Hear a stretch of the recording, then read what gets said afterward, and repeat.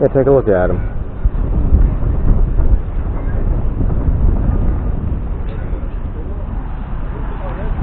Yeah.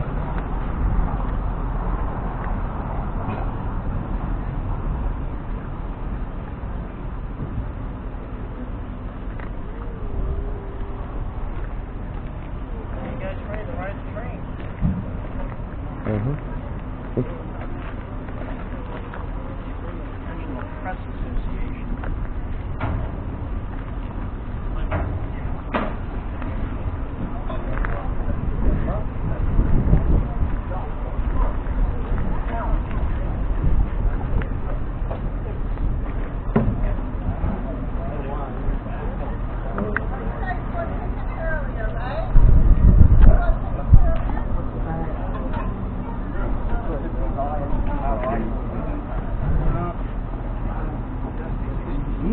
Pocket. Alright, the Fox and two friends here. Let's go on the other side if you can on this car. Side? Yeah, on this car. Oh, okay. I don't care which side you go on, but then you don't have to scream as loud. You can go on either side, whichever one you want. You know, this car only? Yeah, we're gonna ride on that car. Then I can talk to everybody. Oh. You can go on either side. Huh?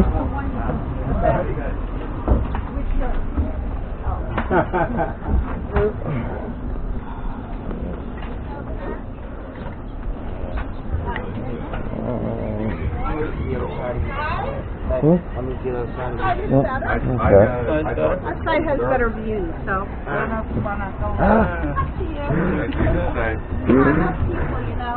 Stay over there. Stay over there? Okay. Nice. So, working. Carol, you coming along again? Here's my There you go. laptop. Hop on. You buckle me in. That's Carol's third ride today. Yeah. Okay, come on over Buckle me here. in. Hey, come on. Got a nice seat right there for you. You can sit next to us. Stay in the shade. I hope them with Parkinson. There's no... Yeah. Good dude, huh?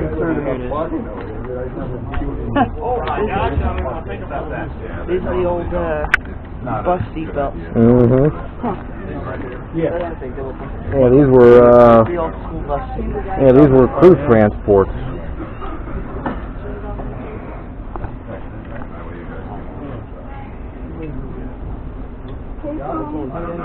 Take one, Carol. Thank you. You made it fun, Carol.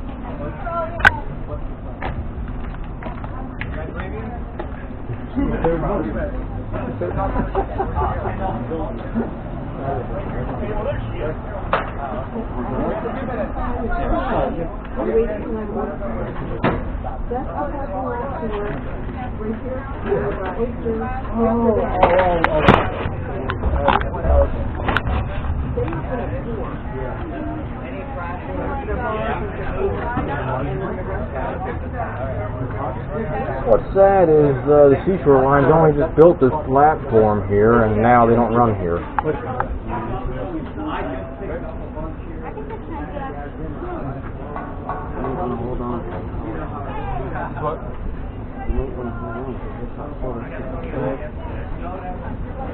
I do. And you know what? You still want double offers. How are you? I feel like I've seen this kid before. The one in the green shirt. We probably have. He works for the Seashore Lines, I believe. Alright, so welcome aboard. My name is Casey Smith and I am with the Volunteer Railroaders Association. It's good to see we brought the wildlife along with us today. Thank you for joining us. Our group is a non-profit group that's interested in railroads, and we own this equipment that's used on the train, and we lease it to the Cape May Seashore Lines, who actually is the one who is bringing these trains to you. They use our staff as ways to help make it happen. And they do it because they want to show the activity on these rails still in Cape May, because they currently cannot get in with their full-size trains because The swing bridge is busted. No, No, they got that functioning now? that's pretty good. It even moves.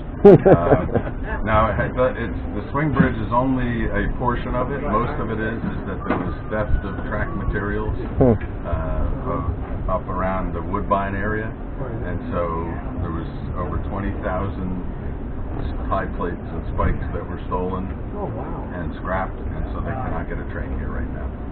So we work with them to do this, and they give us the income from this to help us not only keep the stuff maintained, but also to do other things, preserving railroad history. They don't get anything from it at all? They don't currently take anything from it. They do it as a gesture. Not only they want to show their activity, they want to be, as active as they can, but within the limited role that they currently have the ability to do so. Where did it originally go? Many years back. You could ride. That'll be part of my story. Oh, I'm sorry. Don't jump the story. I'm jumping ahead of you. Okay. Went to Camden or Philadelphia. Connected with the national railroad system. All right. So a couple little things about what we're doing here today. First of all, as you get on and off the cars, please watch your head. The car is a little low, and you can certainly hit your head. And while we're moving, we ask that everybody stay seated. There are seat belts if you want to use them. We do not require them. When we stop, you can certainly look around. I will talk about things on both sides, point out things on both sides of the train.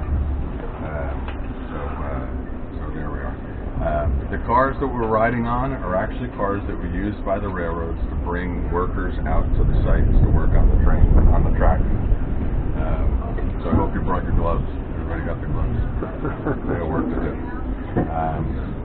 The cars that will pull and push us are cars that were used by the railroad to go out and fix the tracks. The radio. Of workers. So that, again, they were definitely part of the active system. And the final piece of the puzzle is up in the station. There is an enclosed car. And that car came out of Canada, and it was a car that would have been used as an inspection vehicle. And I tell you this for a couple reasons. One, to tell you a little bit of history, but also to tell you that one of the things you're going to get to experience today is very much what an inspector would have been doing. So he would have gone out and looked at the railroad as he went along, but he will also use his sense of hearing, because he would have listened to the railroad. Because a joint on a railroad that's tight makes a higher pitch sound than one that's loose that makes a lower pitch sound. So he literally could ride along, and even if he didn't see it, he would be able to hear it. And the last thing he would use, and the last sense of being able to figure out what's going on, he would use his sense of touch. But he would use it in the sense of touch you're using that I'm not. The seat of his pants. So he'd ride along and he would feel where the railroad might have a defect. Now, I tell you this for multiple reasons also.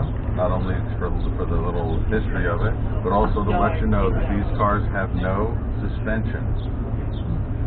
They're not a Cadillac. Now, and high rail trucks replace these. And high rail trucks replace these. So as we roll along on a normal piece of track, you would feel the little clickety-clack that the joints create, the sound and the feel. But also as we go along, anywhere there's a switch, because there's flanged wheels on a railroad car, locomotive, there has to be a gap. Yeah, you bounce on the frog. The flange has to be able to jump from one rail to the other. So there's a thing called a frog, and the frog has got a notch in it that allows the car to go between it. When we go over those, that will be one of the bigger bangs that you feel. Okay, so just so you know, as we roll along, that's what's going to happen. All right, so what we're going to do is we're going to run from here out to the Cape May Canal. It's about 2 miles. We're going to stop at the canal, and I'll talk to you a little bit about the history, maritime history, and so on. There's certainly wildlife out where we're going. We're going into places, in some places where, unless you're trespassing, you couldn't access. So you get a little insight into that. And then we'll stop in the middle of the salt marsh, which is a very pretty place. You'll see it as you're going out.